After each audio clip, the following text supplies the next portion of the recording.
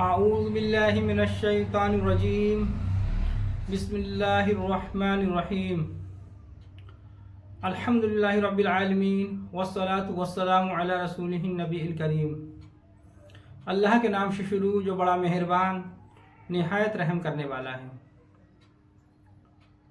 तमाम खूबियाँ और तारीफ़ें उस शाफ़ी के लिए जो तमाम जहान का पालने वाला और शिफा बख्शने वाला है, जिसने कोई चीज़ भी बेफ़ायदा पैदा नहीं की। और दुरूद पहुँचे तबीब रूहानी व जिस्मानी हज़रत मोहम्मद रसूलुल्लाह सल्लल्लाहु अलैहि वसल्लम पर। चमन निशा दवाखाना यूट्यूब चैनल के नाजरीन को खुशामदीद कहते हैं। मैं आपका मेज़बान हकीम खुर्शीद आपकी खिदमत में हाजिर हूँ। आज का जो हमारा मौजू है वो है खनाक। खनाक के लुग़वी मानी हैं गला घुटना। ये एक बहुत ही शदीद किस्म का वरम होता है, यानी कि ये बहुत ही एक ख़तरनाक किस्म का जो है गले के अंदर हल्क के अंदर सूजन हो जाती है, जिससे मरीज़ को खाना पीना और सांस लेना भी दुश्वार हो जाता है। इस मर्ज़ के जो असबाब हैं वो ये हैं कि नज़ला ज़ुकाम बिगड़कर गले में सूजन हो जाती है, या फिर बहुत ज़्यादा ठंडी चीज़ों के इस्तेमाल से ये मर्ज़ पैदा होता है। और बहुत ज़्यादा सर्दी लगने और या फिर किसी खलत के बढ़ जाने से हल्क में शदीद किस्म की सूजन होकर कौवा भी इससे जो है वो गिर जाता है। यानी कि हमारे जिस्म के अंदर जो है कोई खलत के बढ़ जाने से, सौदा या सफरा या बलगम के बढ़ जाने से जो है बहुत ज़्यादा हमारे हल्क के अंदर जो है सूजन हो जाती है, जिससे हमारे हल्क के अंदर जो कुदरती तौर से एक कौवा जो लटका रहता है दिखाई देता होगा आपको, तो वो जो चीज़ है उसके अंदर बहुत ज़्यादा सूजन हो जाती है और वो जो है नीचे की तरफ झुक जाता है, लटक जाता है। इस बीमारी की जो अलामात हैं वो ये हैं कि हलक में भारीपन, दर्द और ख़राश होकर बार बार खांसी उठती है और मरीज़ के हलक में कुछ लटका हुआ मालूम देता है, इसीलिए वो उसे निगलने की कोशिश करता है और उसे निगलने में दर्द और तकलीफ़ होती है। इसीलिए इस मर्ज़ में दम घुट जाने की वजह से मरीज़ की मौत वाक़ई हो जाती है।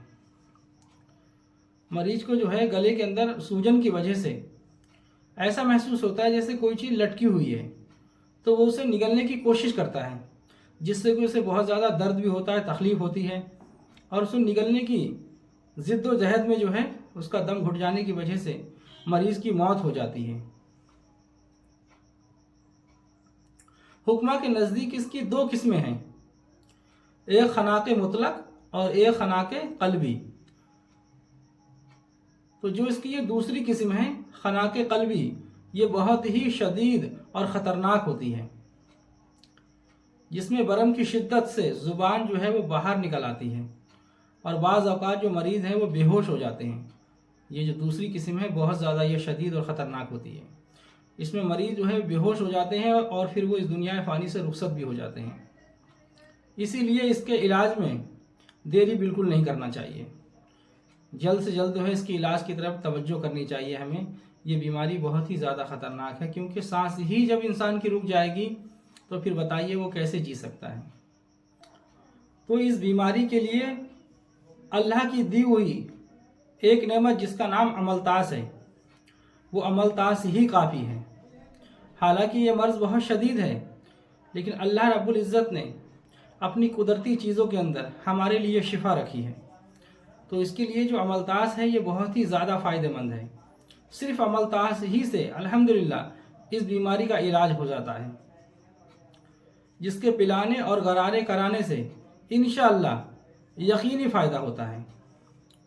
साहिब नुस्खा के बकौल बारहा इस दवा के ज़रिए खनाक के मायूस मरीज़ जिनके बचने की कोई उम्मीद न थी, अल्लाह रब्बुल इज़्ज़त ने जो है उनको शिफा अता फरमा दी।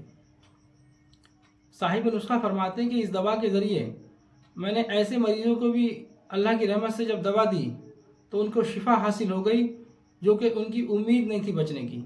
तो मायूस हो चुके थे अपनी ज़िंदगी से, लेकिन अल्लाह रब्बुल इज़्ज़त ने उनको इस दवा के ज़रिए शिफा अता फरमा दी। और अल्हम्दुलिल्लाह मैंने भी इस दवा का अपने दवाखाने में तजुर्बा किया अल्लाह की रहमत से खातिर खा मरीज़ को शिफा हुई।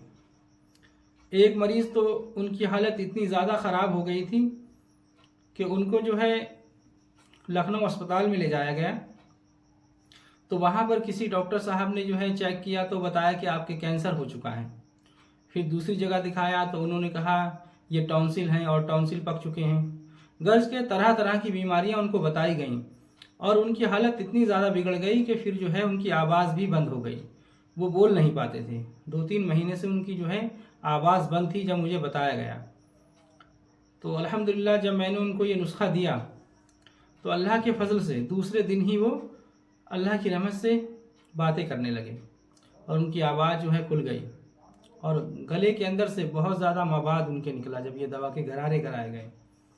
और एक मरीज़ और थे कि जिनको जो है काफ़ी समय से गले में जो है वो सूजन थी और दर्द रहता था। बहुत वो इलाज कराया उन्होंने लेकिन कहीं कोई फ़ायदा उनको नहीं हो पाया। सिर्फ 3-4 दिन मैंने इस दवा के गरारे कराए, अल्लाह के हुक्म से वो आज तक ठीक हैं। तो अल्लाह की दी हुई नेमत में बहुत हमारे लिए शिफा है, लेकिन हमें उनकी कदर नहीं है, हमें उनकी कोई कदर व कीमत मालूम नहीं। अल्लाह रब्बुल इज़्ज़त ने जब बीमारियां उतारी हैं तो कुदरती तौर से हमारे लिए उसका इलाज भी उतारा है, लेकिन हम अल्लाह की कुदरती चीज़ों की तरफ कभी तवज्जो नहीं करते और महंगे इलाजों की तरफ जो है हम जाते हैं। तो आइए अब चलते हैं इसके इलाज की तरफ। नुस्खा क्या है, नुस्खा आप नोट फरमा लें। नुस्खा ये है कि आपने लेना है 100 ग्राम मगज़े अमलतास, यानी कि अमलतास का गूदा 100 ग्राम, और तकरीबन 1.25 किलो पानी के अंदर इसको आपको उबालना है। बहुत ज़्यादा नहीं उबालना है, तकरीबन जैसे कि हम अपने घरों के अंदर चाय बनाते हैं जब, तो तकरीबन जो है 2-4 मिनट तक इसको जो है अच्छे से उबालना है। खूब अच्छे से इसको उबालने के बाद में इसको उतार लें और उसके बाद में आपने छान लेना है। फिर इसको छान के आपने एक बर्तन में रख लेना है। दवाई को जो है फेंक देना है, जो उसके अंदर बचेगा कोजड़ वगैरह वो उसको फेंक दें।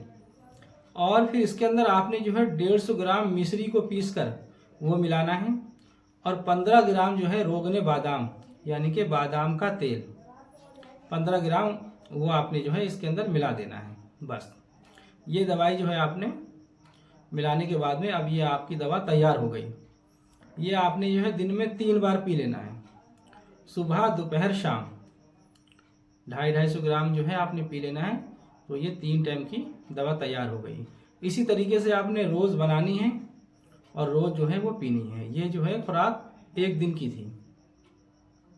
अच्छा, अब क्या करना है उसके अलावा? उसके अलावा आपने ये करना है कि आपने 50 ग्राम तकरीबन जो है यही अमलतास का गूदा लेना है और उसे पानी के अंदर जो है उबालना है। पानी में उबालने के बाद में उससे जो है गरम गरम से गरारे कराना है। आपने दिन में 2-3 बार 4 बार जितना मुमकिन हो सके गरारे कराइए। तो इंशाअल्लाह ताला सिर्फ इतना ही करने से अल्लाह के फजल से गले के अंदर कितनी भी शदीद सूजन हो आपके, अल्लाह के हुक्म से जो है वो ठीक हो जाएगी। इंशाअल्लाह अल्लाह अपनी रहमत से आपको शिफा अता फरमाएगा। ये बहुत बेहतरीन नुस्खा है। अच्छा, अब मैं दूसरी बात आपको एक बताने ये जा रहा हूँ। ये तो दवा आपकी मुकम्मल हो गई। अगर कोई मरीज़ इस बीमारी के अंदर बेहोश हो गया हो, वो खनाके कल्बी में मुब्तला हो और बेहोश हो चुका हो, तो उसके लिए आपने क्या करना है? पिलाने की तो यही दवा पिलानी है, लेकिन गरारा फिर जो है इस अमलतास के उससे नहीं कराना है। आपने गरारे के लिए उसको इस्तेमाल ये करना है, जो आते हैं उनको बोलते हैं रीठा। तो आपने रीठा ले लेना है तकरीबन जो है 10 ग्राम। उसके अंदर की जो गुठली है ना वो निकाल के फेंक देना है। रीठा 10 ग्राम लेके उसको जो है पानी में आपने उबाल लेना है। तकरीबन जो है 100-150 ग्राम पानी में उसको उबाल लीजिए और उसके बाद में उससे उसके गरारे कराइए। अब मरीज़ अगर बेहोश है तो वो गरारे कैसे करेगा? तो आपने करना ये है कि उसका मुंह खोलकर उसके मुंह के अंदर जो है थोड़ा सा पानी डालकर और दूसरा शख्स जो है उसके सर को हिलाता रहे। तकरीबन जो है 2-3 मिनट तक जो है आप उसके सर को हिलाइए। बस अल्हम्दुलिल्लाह अल्लाह के हुक्म से 5 मिनट के अंदर इंशाअल्लाह उसको होश आ जाएगा। ये इतनी अक्सीर दवाई है। अल्लाह की दी हुई नेमत की कदर करो।